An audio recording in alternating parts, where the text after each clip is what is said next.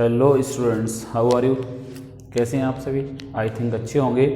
और आप सभी के जो भी दो जिनके कंप्यूटर का एग्ज़ाम हुआ वो और जिनका एसएसटी का एग्ज़ाम हुआ वो दोनों ही एग्ज़ाम आपके बढ़िया हुए होंगे, उम्मीद ऐसी करता हूँ। आज अपन लोग बात करेंगे बच्चा important topics and questions class 10th subject science के, ठीक है ना। तो साइंस का जो आपका एग्ज़ाम है वो है 2 दिसंबर यानी कि 2 तारीख को। तो उसमें क्या इंपॉर्टेंट टॉपिक है, क्या क्या चीज़ें आपको ज़्यादा पढ़नी है, क्या क्या चीज़ को बस आपको एक बार देखना है और आगे मूव पर जाना है, तो इस सब के अपन लोग डिटेल में चर्चा करेंगे। तो हो सकता है वीडियो 10 मिनट का हो या 15 मिनट का हो, उसमें सारा टॉपिक समझा दूंगा, कौन सा क्वेश्चन का आंसर किस वे में आपको देना है, आसानी कैसे हो जाएगी आप लोगों के लिए। तो बस वीडियो को लास्ट तक देखते रहें और चीज़ों को समझने की कोशिश करिए, ठीक है ना। देखिए, सबसे पहले आपका जो चैप्टर है केमिस्ट्री में अगर बात करें तो 3 चैप्टर्स हैं, बायो में 1 है और फिजिक्स में 2 है, ठीक है। केमिस्ट्री का पहला chapter chemical reaction and equation. यहाँ से आपका कुछ इंपॉर्टेंट टॉपिक्स बताता हूँ। तो सबसे पहले आप लोग बात करें अपन लोग अगर, तो जो पहला टाइप है आपका वो है कॉम्बिनेशन रिएक्शन, ठीक है। रिएक्शन बैलेंस करने के लिए आएगी, आप लोग ऑप्शन देख के बैलेंस आसानी से कर सकते हैं, ऐसा कोई इशू नहीं है बैलेंसिंग में, ठीक है। हाँ, बस आपको क्या देखना होगा, अगर आपको वर्ड इक्वेशन दी है तो उसका इक्वेशन लिखना होगा, उसके बाद बैलेंस करना होगा। तो वहाँ पर आपको थोड़ा सा फॉर्मूला वगैरह लर्न करना पड़ेगा। तो फॉर्मूला 9th में बनाना सीख लेते हैं, और जो नहीं सीख पाए होंगे तो उनके लिए थोड़ा दिक्कत होगी, तो वो 10th के फॉर्मूले जो भी है लर्न कर लें। कलर याद करने की मैंने ट्रिक आपको डाल रखी है वीडियो में, आप लोग सर्च कर लेंगे colour trick by Surya sir class 10th, ठीक है ना। तो आप प्लेलिस्ट में आएंगे तो वहाँ आप देख लेंगे, वीडियो में आएंगे वहाँ पे भी पड़े हुए हैं, ठीक है ना। तो आप लोगों को कलर वहाँ से तैयार करने हैं। तो पहला जो रिएक्शन है वो कॉम्बिनेशन रिएक्शन, आसान सा है, पढ़ लेंगे आप लोग। कोई भी 2 या 2 से अधिक रिएक्टेंट मिलते हैं और सिंगल प्रोडक्ट बनाते हैं। इसका जस्ट उल्टा डिकम्पोजिशन होता है। डिकम्पोजिशन बेटा टाइप्स पे आता है, ठीक है। पहला थर्मल डिकम्पोजिशन, 4 एग्जाम्पल एनसीईआरटी में, उन्हीं में से कोई सा एक याद आएगा आपका तो वहाँ से आप कर लेंगे। दूसरा इलेक्ट्रोलाइसिस, अपने यहाँ वाटर का दिया हुआ है और किसका दिया है, NaCl का। तो जो वाटर का करेंगे, ठीक है ना, तो उसमें आपको ये ध्यान रखना हाइड्रोजन कहाँ आता है और ऑक्सीजन कहाँ आता है। तो हाइड्रोजन आपका आता है कैथोड पर और ऑक्सीजन आता है आपका एनोड पर, ठीक है। ऐसे ही NaCl के लिए कर लेंगे। मोस्ट इंपॉर्टेंट सवाल जो है वो है आपका फोटो केमिकल डिकम्पोजिशन। उसमें क्या होता है आपका, सिल्वर के कंपाउंड्स अपने एनसीईआरटी में दिए हुए हैं AgCl और AgBr, कि इनको हम डार्क कलर की बोतल में क्यों कैप्ट करते हैं या इनको हम कलरलेस बोतल में क्यों नहीं रखते, ठीक। उसके बाद सबसे जो इम्पोर्टेंट रिएक्शन है वो आपकी होती है डिस्प्लेसमेंट रिएक्शन। ये रिएक्शन इसलिए इम्पोर्टेंट हो जाता है क्योंकि ये डिस्प्लेसमेंट रिएक्शन जो है आपका वो बेटा फर्स्ट चैप्टर में भी है आपका और 3rd चैप्टर में भी है, इसलिए इसको ध्यान से पढ़ें। इसकी भी वीडियो में जाएंगे आप लोग, मैंने एक आपको पोएम दिया हुआ है केमिस्ट्री का, उसके अकॉर्डिंग डिस्प्लेसमेंट रिएक्शन खत्म हो जाएगी, आप कभी भी गलती नहीं करेंगे, ठीक। डबल डिस्प्लेसमेंट रिएक्शन को प्रेसिपिटेट रिएक्शन कहते हैं अपन लोग। तो प्रेसिपिटेट के कलर आप लोग लर्न कर लेना बेटा अच्छे से, तो ये भी यहाँ से इम्पोर्टेंट बनेगा, ठीक है। ये टॉपिक भी आपका इम्पोर्टेंट बनने वाला है। एंडोथर्मिक एक्सोथर्मिक आपको नहीं पढ़ना। रिडॉक्स मोस्ट इंपॉर्टेंट पार्ट रहेगा। मोस्ट इंपॉर्टेंट के साथ साथ हम लोगों ने मोस्ट कॉम्प्लिकेटेड पार्ट रहेगा, क्योंकि मैंने देखा मोस्टली बच्चे कंफ्यूज रहते हैं कौन सा ऑक्सीडाइजिंग एजेंट है कौन सा रिड्यूसिंग एजेंट है। तो उसके लिए मैं आपको ट्रिक बता दे रहा हूँ। आप लोगों को बस रिडक्शन और ऑक्सीडेशन पहचानना है। अगर मैं बात करूँ कि आपका कोई भी सब्सटेंस जहाँ पर रिडक्शन हो रहा है, क्या हो रहा है, रिडक्शन सब्सटेंस का हो रहा है, जिसका रिडक्शन सब्सटेंस जो होगा आपका वो क्या कहलाएगा, आपका ऑक्सीडाइजिंग एजेंट। क्या कहलाएगा, ऑक्सीडाइजिंग एजेंट। और जो सब्सटेंस आपका ऑक्सीडाइज्ड हो रहा होगा, ऑक्सीडाइज्ड सब्सटेंस जो होगा आपका वो कहलाएगा आपका रिड्यूसिंग एजेंट। क्या कहलाएगा बच्चा, रिड्यूसिंग एजेंट। क्लियर ना, वो रिड्यूसिंग एजेंट कहलाएगा आपका। तो यहाँ से आप लोग ऐसे खत्म कर लेंगे, ठीक है। न्यूट्रलाइजेशन रिएक्शन आप लोगों को नहीं पढ़ना। न्यूट्रलाइजेशन आप लोग एसिड बेस में पढ़ेंगे, तो वहाँ से आपको पहचानना है कि पेरेंट एसिड कौन है इसका और पेरेंट बेस कौन है किसी भी सॉल्ट का। तो वो भी मैंने आपको समझा रखा है, एसिड बेस एंड वाले प्लेलिस्ट में जाएंगे आप, वहाँ से वीडियो देख लेंगे आसानी से। मैं समझाता चल रहा हूँ, आपको रटना कुछ भी नहीं, सब पढ़ा हुआ है भाई। टर्म 1 का कंप्लीट सिलेबस मैंने डाल रखा है यूट्यूब पर, बस आप लोगों को सर्च करना है प्लेलिस्ट में जाके और वो सब रीड कर लेना है, एक नज़र मार लेना है बस। 1 घंटे और 2 घंटे में पूरी केमिस्ट्री तैयार हो जाएगी आपकी, ये प्रॉमिस कर रहा हूँ मैं आपसे, ठीक है ना। तो ये हो गया आपका कोरोजन और रेंसिडिटी, जरा सा पढ़ के चले जाना, हो सकता है वहाँ से सवाल ना आए, ठीक है, पढ़ के चले जाओगे आप लोग। ठीक है, आपका जो पहला चैप्टर था उसमें यही इंपॉर्टेंट है, रिएक्शंस बस। ठीक है, तो मैंने आपको रिएक्शंस बता दी। Most important reaction redox, displacement और डबल डिस्प्लेसमेंट। एंडोथर्मिक एक्जोथर्मिक है नहीं, कॉम्बिनेशन और डिकम्पोजिशन आप लोग तैयार कर लेंगे आसानी से। डिकम्पोजिशन के बस बेटा ये ध्यान रखना है कि कौन सा थर्मल का एग्जाम्पल है, कौन सा इलेक्ट्रोलाइसिस का और कौन सा फोटोकेमिकल डिकम्पोजिशन। नाउ अब अपन लोग बात करते हैं एसिड्स, बेसिस एंड सॉल्ट्स की। किसकी? Acids, basis and salts. ठीक है, तो यहाँ से आप लोगों को जो पढ़ना है वो आपको डिटेल में पढ़ना है एसिड्स की, बेसिस की केमिकल प्रॉपर्टीज़। ठीक है ना, केमिकल प्रॉपर्टी जो है आपका वो टॉपिक आपका यहाँ से इम्पोर्टेंट रहेगा बेटा। तो एसिड्स की अगर हम बात करें तो फिजिकल प्रॉपर्टी एक नज़र में आप लोग देख लेंगे, केमिकल प्रॉपर्टी आप लोग डिटेल में देखेंगे। जैसे जब हम मेटल की रिएक्शन किसी एसिड से कराते हैं तो H2 गैस रिलीज होती है, और H2 गैस रिलीज आप लोगों को पता होना चाहिए पॉप साउंड के साथ बर्न करनी है। तो आपको ये याद रखना है, हो सकता है डायग्राम दिया हो उसमें कैंडल हो, कैंडल के पास आपके साथ देखा होगा कैंडल फैल रहा होगा, तो बबल्स में जब आग लगेगी तो वो पॉप साउंड्स के साथ, और वो जिस सॉल्यूशन में डाले जाते हैं वो सॉल्यूशन कौन सा होता है आपका? सोप सॉल्यूशन होता है। ठीक, पहला आपका एग्जांपल। दूसरा, एसिड्स की रिएक्शन हम लोग मेटल के कार्बोनेट और बाइकार्बोनेट से। किससे? ये भी याद रखना है, एसिड की रिएक्शन मेटल के कार्बोनेट से, मेटल कार्बोनेट्स और बाइकार्बोनेट से करवा के चेक करेंगे कि CO2 गैस निकलता है बाइकार्बोनेट्स, इनसे करवाएंगे आप तो आप देखेंगे CO2 गैस रिलीज होगी।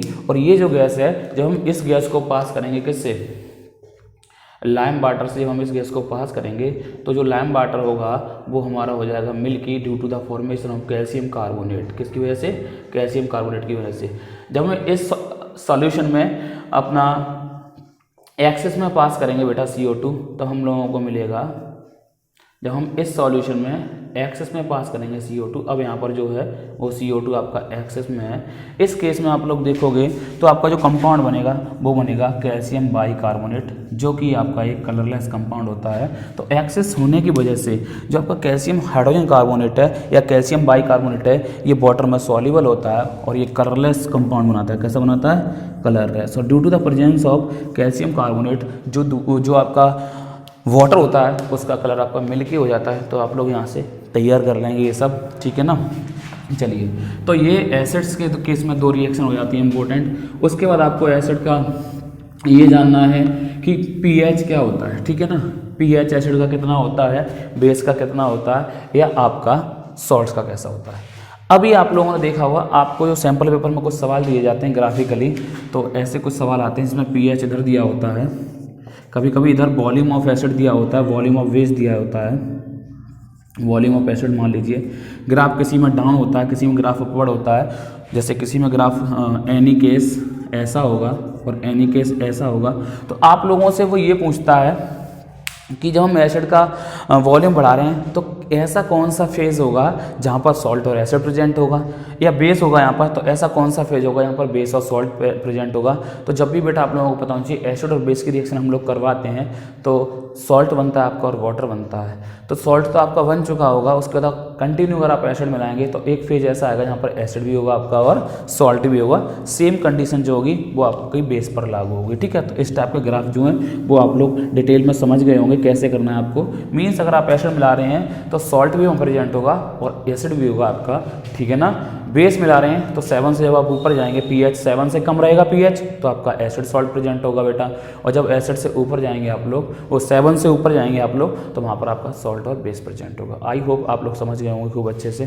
तो एसिड्स के बारे में ये कुछ रिएक्शंस हैं इंपॉर्टेंट। एसिड की रिएक्शन बेस के साथ आप सभी जानते हैं सॉल्ट और वाटर बनता है। उस केस में आपको सॉल्ट्स की फैमिली याद करनी है और सॉल्ट्स की परिवार फैमिली हो गए, उसके बाद सॉल्ट्स के टाइप्स याद करने हैं, एसिडिक सॉल्ट्स, बेसिक सॉल्ट और न्यूट्रल सॉल्ट। ठीक है ना, अब मैं इसको समझाने की कोशिश करता हूँ। तो जब आपका स्ट्रॉन्ग एसिड वीक बेस के साथ कंबाइन करता है तो एसिडिक सॉल्ट, जब आपका स्ट्रॉन्ग बेस वीक एसिड के साथ कंबाइन करता है तो वो बेसिक सॉल्ट, और जब दोनों आपके स्ट्रॉन्ग हों या दोनों आपके वीक हों तो उस केस में आप लोग कौन सा सॉल्ट सुनता है आपका न्यूट्रल सॉल्ट्स। ऐसे ही बेस की जो केमिकल रिएक्शंस हैं वो भी आपके लिए इंपॉर्टेंट हैं। बेस की केमिकल रिएक्शन में बेटा मोस्ट इंपॉर्टेंट रिएक्शन वही है कि जब हम किसी मेटल की रिएक्शन करवाते हैं बेस से तो आप लोगों को दो रिएक्शन याद रखनी है।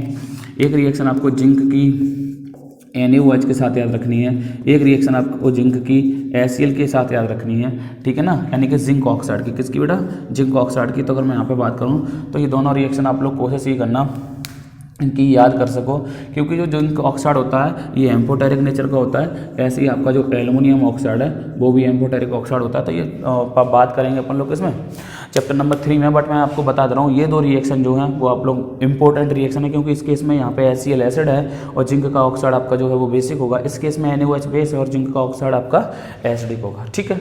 आप लोग यहाँ से अच्छे से इस रिएक्शन को लर्न करके जाएंगे। ऐसे ही मेटल की रिएक्शन बेस से करवाएंगे और मेटल की रिएक्शन आप जो है एसिड से करवाएंगे, ठीक है ना। दोनों ही केस में आपकी हाइड्रोजन गैस निकलती है जो कि पॉप साउंड के साथ बर्न करती है।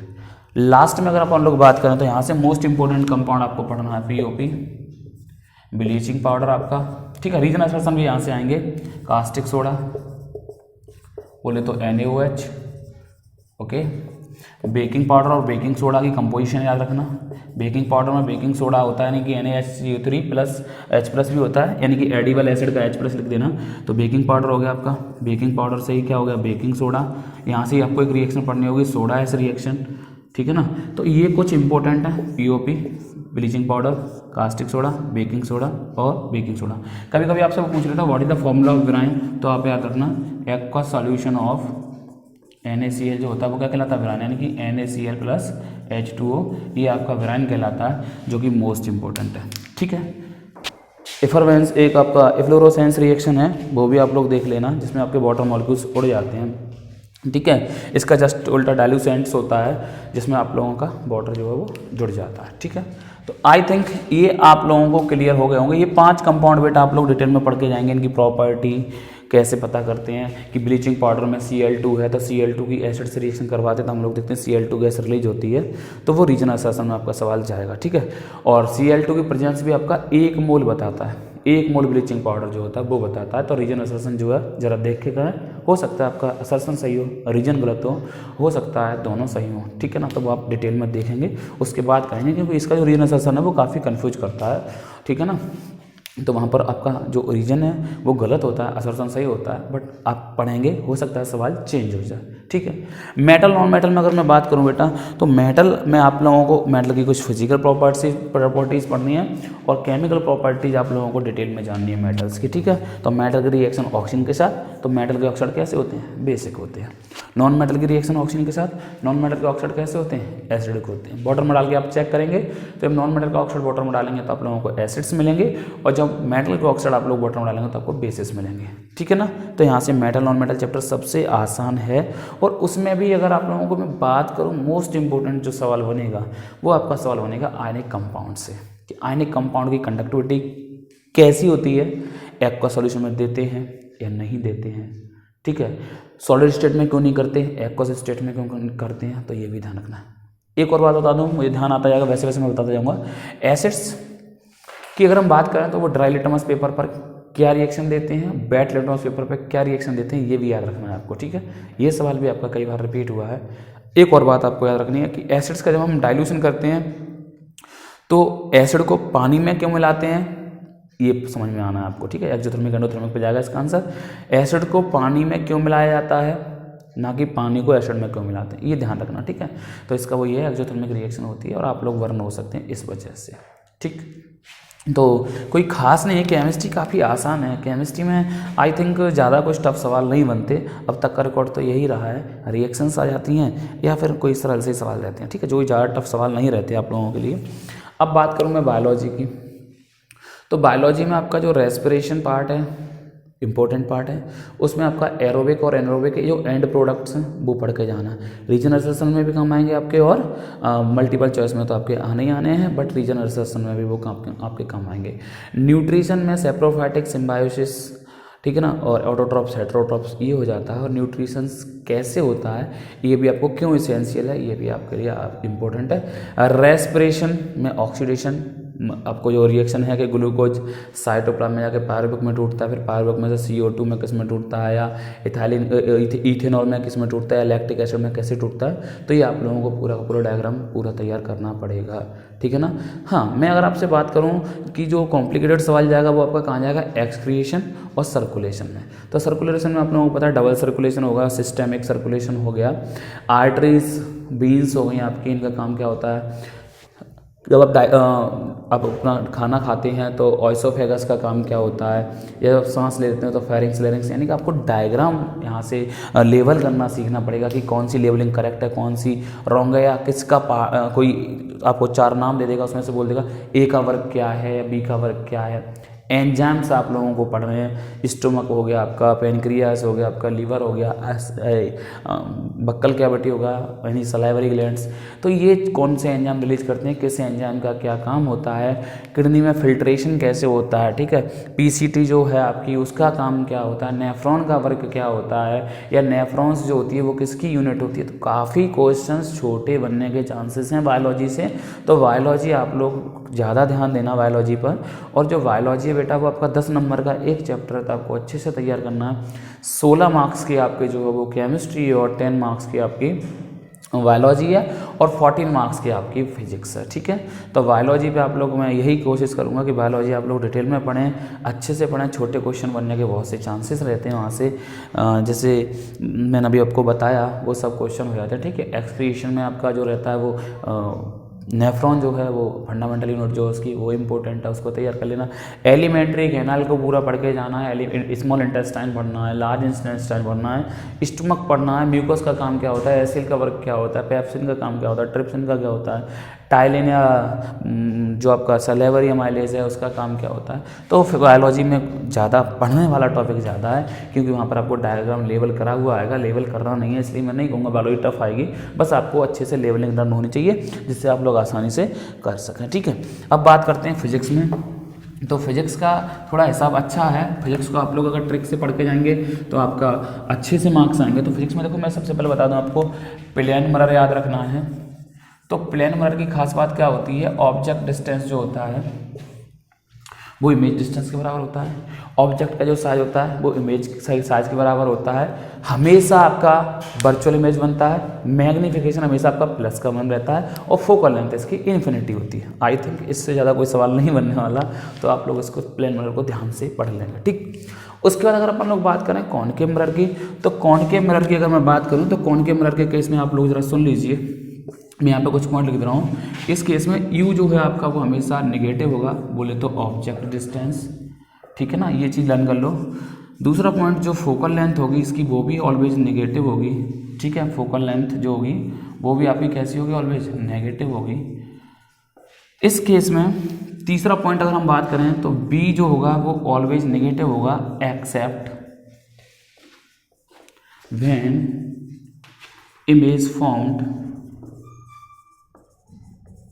Behind the mirror. इस केस में केवल एक बार पॉजिटिव होगा, एक्सेप्शन है ये बिहाइंड द मिरर, ठीक है। इसके लिए क्या होता है आपका, तो मैं यहाँ 4th पॉइंट लिख दे रहा हूँ, V इक्वल्स टू पॉजिटिव कब होगा, जब इमेज बिहाइंड द मिरर बनेगी, यानी कि when object placed between P and F, यानी कि प्रिंसिपल एक्सिस प्रिंसिपल एक्सिस नहीं, पोल P और फोकस पर के बीच में जब आपका ऑब्जेक्ट रखा हुआ, उस केस में B जो है आपका वो पॉजिटिव होगा, और उस केस में आपकी जो इमेज बनेगी वो बिहाइंड द मिरर बनेगी। और इसी केस में आपकी जो इमेज होगी वो वर्चुअल एंड इरेक्ट होगी। अदरवाइज सभी केसेस में आपकी जो इमेज होगी वो कैसी होगी, रियल एंड इन्वर्टेड, ठीक है। आई थिंक आप लोगों को इतना समझ में खूब अच्छे से आ रहा होगा। इन्हीं केसेस को अगर हम छोड़ दें तो इनके अलावा जितने भी केसेस होंगे उन सभी केसेस में, इस केस के अलावा, इस वाले केस के अलावा सभी में आपकी रियल और इन्वर्टेड बनेगी। हाँ, अगर मैं बात करूं और ज़्यादा थोड़ा सा इसके बारे में, तो ये जो है वो आपका कॉनकेव मिरर हो जाता है बेटा।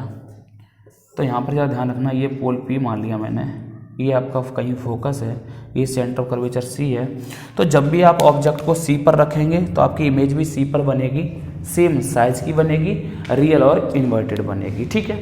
जब आपका object between P and F रखा होगा तो इमेज आपकी बिहाइंड द मिरर बनेगी, एन लार्ज बनेगी और मैग्नीफिकेशन आपका पॉजिटिव होगा, उस केस में आपका बी भी पॉजिटिव होगा, because all the distance measured from pole P से आप लोग सभी डिस्टेंस को मेजर करते हैं। जब आपका ऑब्जेक्ट फोकस पर रखा होता है तो आपकी इमेज इन्फिनिटी पे बनती है, उस केस में आपकी इमेज एनलार्ज होती है और रियल और इन्वर्टेड रहती है। जब आपका ऑब्जेक्ट बिटवीन एफ एंड सी होता है, कहाँ होता है, जब आपका ऑब्जेक्ट बिटवीन एफ एंड सी होता है, इस केस में अगर हम बात करें तो जो इमेज होती है तो बियॉन्ड सी बनती है, सी के पीछे बनती है। तो जब बियॉन्ड सी बनेगी आपकी इमेज, जो सी के इस तरफ बनेगी आगे की साइड, अगर हम इधर से चलें तो सी के आगे बनती है, तो वो जो होगी वो एनलार्ज होगी और आपकी रियल एंड इन्वर्टेड होगी, ठीक है ना। जब आप सी पर रखेंगे ऑब्जेक्ट को तो इमेज भी आपकी सी पर बनेगी, सेम साइज होगी, मैग्नीफिकेशन नेगेटिव का 1 आएगा और आपका जो साइज होगा वो सेम होगा। इसी वाले आप एक्सपेरिमेंट से या इसी वाले केस से आप लोग उसकी फोकल लेंथ मेजर कर सकते हैं खूब आसानी से।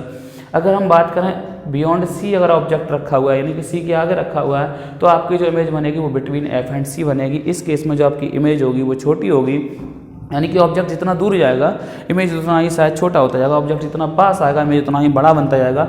और जैसे ही ऑब्जेक्ट आपका पी और एफ के बीच में आएगा उस केस में आपका वर्चुअल बनेगा। जब आप इन्फिनिटी पर रख देंगे ऑब्जेक्ट, उस केस में अगर हम बात करें तो इमेज बनेगी आपके फोकस पर बहुत छोटी सी इमेज बनेगी, रियल एंड इन्वर्टेड इमेज बनेगी। उस केस में मैग्नीफिकेशन जो होगा वो नेगेटिव होगा और आपका साइज ऑफ ऑब्जेक्ट वो हाईली डेमिनाइज्ड होगा, बहुत छोटा बनेगा। तो I think plane concave mirror और प्लेन मिरर क्लियर हो गए होंगे। अगर मिरर की बात करें तो 1/f equals to 1/b plus 1/u, ये फॉर्मूला लर्न करना। 1/b को ही पहले लिखना है यहाँ पर, 1/u को बाद में लिखना।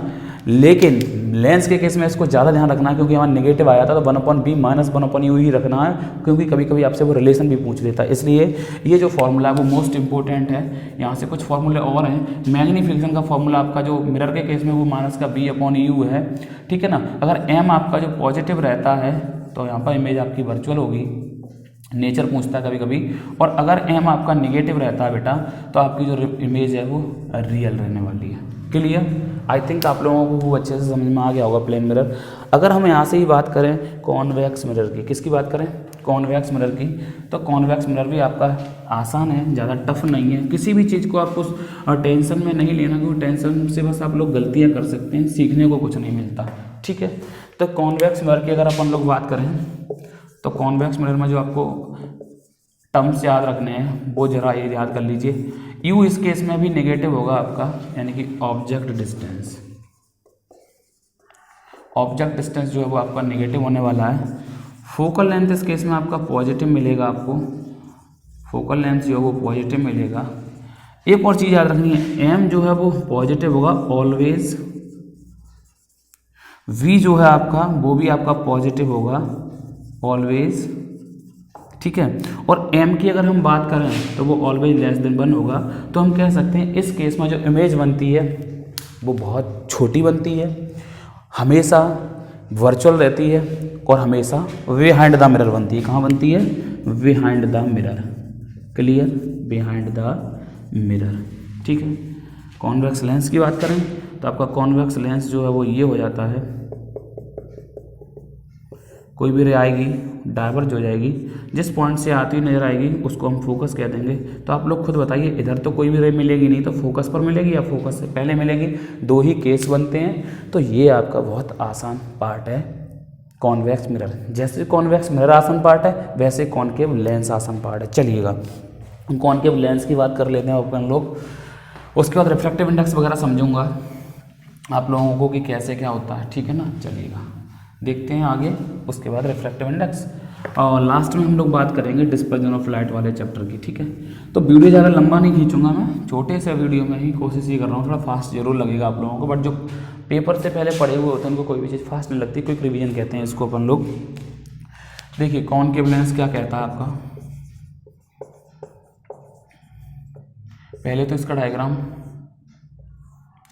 टू सरफेसेस से मिलकर बना होता है बेटा ये, ठीक है। तो ये आपका हो गया कॉनकेव लेंस, ठीक है। यहाँ पर अगर हम बात करें इस पॉइंट की तो ये जो है वो आपका ऑप्टिकल सेंटर ओ रहता है, ठीक है। यू आपका जो है वो हमेशा निगेटिव रहेगा, ऑब्जेक्ट डिस्टेंस। इसके लिए बी हमेशा निगेटिव रहेगा ऑलवेज, इसे बोलते हैं हम लोग इमेज डिस्टेंस। क्लियर? एम जो है वो आपका पॉजिटिव रहेगा, जिसे हम बोलते हैं magnification. Image formed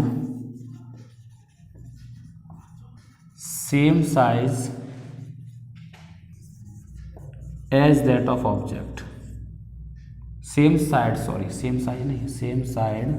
as that of object, ठीक है। यानी कि ऑब्जेक्ट की साइड ही हमेशा इमेज बनेगी। अगर हम बात करें रे इधर से आएंगे तो इसका नेचर जो होता है वो डाइवर्जिंग नेचर होता है, तो ये डाइवर्जिंग लेंस कहलाता है। और कॉन्वेक्स लेंस होता है, वो कॉन्वेक्स मिरर जो होता है वो डाइवर्जिंग मिरर होता है। तो ये आपका हो गया फोकस इसका। तो जो सारी इमेज है वो फोकस से पहले ही फोकस पर बनेगी या फोकस के और ऑप्टिकल सेंटर के बीच में बनेगी। होगी आपकी वर्चुअल, ऑलवेज आपका जो डिस्टेंस है वो नेगेटिव रहेगा, और जो इमेज होगी वो ऑलवेज कैसी होगी आपकी, वर्चुअल। कैसी होगी, हमेशा वर्चुअल। तो ये कुछ केसेस हैं कॉनकेव लेंस के, तो आप लोग ज़रा स्क्रीनशॉट ले लीजिए या इसको लिख लीजिए, जिससे फिर मैं आगे मूव कर जाऊँ, ठीक है। चलिए कर लीजिएगा ज़रा इसको, ठीक है। आगे देखते हैं कॉन्वेक्स लेंस, जिसके 6 केस होंगे। इसमें कॉनकेव लेंस में केवल आपके 2 ही केस बनते हैं, ठीक है ना। अब बात करते हैं बोलो कॉन्वेक्स लेंस की। तो जरा कॉन्वेक्स लेंस देख लीजिए आप लोग सभी।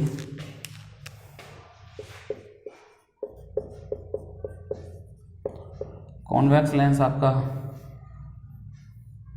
ये है, यहाँ पर आपका हो जाता है ऑप्टिकल सेंटर O। ये कोई भी लाइट रे पैरेलल आती है प्रिंसिपल एक्सिस के फोकस से पास होती है, ये इसका फोकस है। तो हम बोल सकते हैं इसका जो फोकस होता है वो रियल फोकस होता है। कैसा होता है, रियल फोकस। कॉन्वेक्स लेंस का फोकस होता है जो वो रियल होता है, और कॉन्वेक्स मिरर का जो, कॉन्वेक्स मिरर की बात कर रहा हूँ, कॉन्वेक्स लेंस का फोकस रियल, कॉन्वेक्स मिरर का फोकस वर्चुअल। कॉनकेव लेंस का जो फोकस होता है वो वर्चुअल होता है, और कॉनकेव मिरर का जो फोकस होता है आपका वो रियल होता है, ठीक है। इस केस में भी U हमेशा नेगेटिव रहेगा, बोले तो object distance. B always positive रहेगा except when object placed between O and F। यानी कि जब आपका ऑब्जेक्ट ऑप्टिकल सेंटर O और इसका यहाँ पे कहीं फोकस मान लिया इसके बीच में रखा होगा, तो इस केस में जो इमेज होगी वो सेम साइड बनेगी। तो मैं लिख दे रहा हूँ, मैंने object placed between O and F, then image form same side of object, same side of object. इस केस में जो आपका B होगा, मैं यहाँ लिख दे रहा हूँ, इसी केस में B जो होगा वो नेगेटिव होगा, अदरवाइज B हमेशा आपका पॉजिटिव होगा, ठीक है। अगर अपन लोग बात करें M की, तो M ऑलवेज नेगेटिव होगा एक्सेप्ट कौन सा केस, ये वाला केस। जिस केस में आपका V नेगेटिव होगा उस केस में आपकी इमेज जो है वो वर्चुअल होगी। इस केस के अलावा, यानी मैं लिखे दे रहा हूँ ऑलवेज नेगेटिव, यहाँ पर मैं यहीं लिखे दे रहा हूँ M बराबर पॉजिटिव, जिससे आप लोग कन्फ्यूज ना हो। अदरवाइज हमेशा कैसा होगा M आपका नेगेटिव, ठीक है। इस केस में भी अगर हम आप बात करें, तो अगर आप 2F पर किसी भी ऑब्जेक्ट को रखते हैं तो इमेज भी आपकी अपोजिट साइड में 2F पर ही बनेगी। तो इन दोनों के बीच की अगर हम दूरी की बात करें, तो अगर हम बात करें ये वाली दूरी, यहाँ से मान लीजिए ये दूरी, अगर आप हम बात करें यहाँ से यहाँ तक की कितनी है U, तो ये दूरी जो है वो कितनी हो जाएगी U, तो U और U मिल जाएगा तो 2U। तो अगर हम बात करें ऑब्जेक्ट और इमेज के बीच की, किसकी बात करें, ऑब्जेक्ट इधर है इमेज इधर है, इसके बीच की बात करें, तो ये जो दूरी है वो ऑब्जेक्ट डिस्टेंस की डबल हो जाएगी। क्या हो जाएगी, डबल। और अगर यहीं पे हम बात करें फोकल लेंथ के कंपेयर में देखना है, तो देखिएगा ये F था आपका, यहाँ रखा है तो ये 2F हो गया, तो 2F कितना हो जाएगा आपका 4F, कितना हो जाएगा 4F। तो ये सवाल भी आपका कई बार आता है, तो आप लोग इसको भी थोड़ा अच्छे से बेटा सॉल्व कर लेंगे। अब मैं बात करूँ लेंस फॉर्मूला की, तो वो होता है 1/F = 1/V - 1/U। तो इस वाले फॉर्मूले से ही आप लोग रिलेशन प्रूफ करेंगे, तो ये भी आपका इंपॉर्टेंट। अगर इससे करेंगे तो कभी भी गलत नहीं करेंगे, अगर इससे नहीं करेंगे तो गलत हो जाएगा। अगर हम लोग बात करें फोकल लेंथ की, तो फोकल लेंथ कॉन्वेक्स लेंस की पॉजिटिव होती है बेटा, इसको ध्यान रखना है। मैग्नीफिकेशन हमेशा नेगेटिव होता है, केवल एक केस में पॉजिटिव होता है, जब आपका object between O and F रखा हुआ होता है, उस केस में आपकी इमेज होती है वो same side of the object बनती है। उसी एक केस में B नेगेटिव होता है जहाँ पर M आपका पॉजिटिव हो जाता है। आई थिंक अगर मैं बात करूँ मैग्नीफिकेशन की, तो मैग्नीफिकेशन का जो फॉर्मूला होता है वो यहाँ पर लेंस के केस में, किस केस में, lens, in case of lens, in case of lens वो ये रहता है, जबकि मिरर के in case of mirror, in case of mirror, ये ट्रिक है आपका क्वेश्चन सॉल्व करने का। In case of mirror M बराबर जो होता है वो माइनस का P/U रहता है। तो ये दोनों चीज़ें आप लोग लर्न कर लेंगे। ये आपका यहाँ से लेंस फॉर्मूला हो जाता है। मिरर फॉर्मूला मैंने अभी आप लोगों को समझाया था। तो जो मिरर फॉर्मूला होता है आपका, यहाँ पे लिखे दे रहा हूँ मैं, मिरर फॉर्मूला जो है आपका बेटा, वो फॉर्मूला जो होता है वो होता है आपका 1/F = 1/V + 1/U। तो इसको भी आप लोग अच्छे से डिटेल में लर्न कर लेंगे। तो ये तो आपका जो केस था, वो पूरा केस जो था वो लेंस और मिरर का था। अब अपन लोग अगर बात करें रिफ्रैक्टिव इंडेक्स की, तो आप लोग refractive index with respect to air और रिफ्रैक्टिव इंडेक्स, जैसे मैंने बोला refractive index of water with respect to air, उसी केस में मैंने बोला refractive index of glass with respect to air. तो हो सकता है refractive index of water with respect to glass पूछ ले, या refractive index of glass with respect to air पूछ ले। तो ये सवाल मैंने काफ़ी करवाए हुए हैं वीडियो में, आप लोग रिफ्रैक्टिव इंडेक्स के हम देख सकते हैं, वहाँ से आप लोग इसको आसानी से कर सकेंगे। तो रिफ्रैक्टिव इंडेक्स भी आप लोगों को डिटेल में पढ़ना है। उसके अलावा आपको पावर ऑफ कॉम्बिनेशन पढ़ना है लेंसेज का।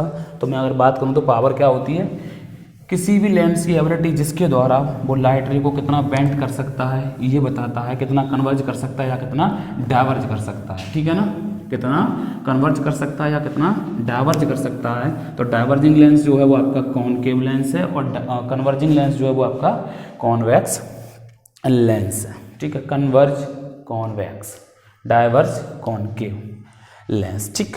अब हम बात करें पावर की, तो पावर का फॉर्मूला होता है P = 1/F। तो इस केस में जो F है वो मीटर में होना चाहिए, और ये जो है वो आपका वो डायोप्टर में आता है।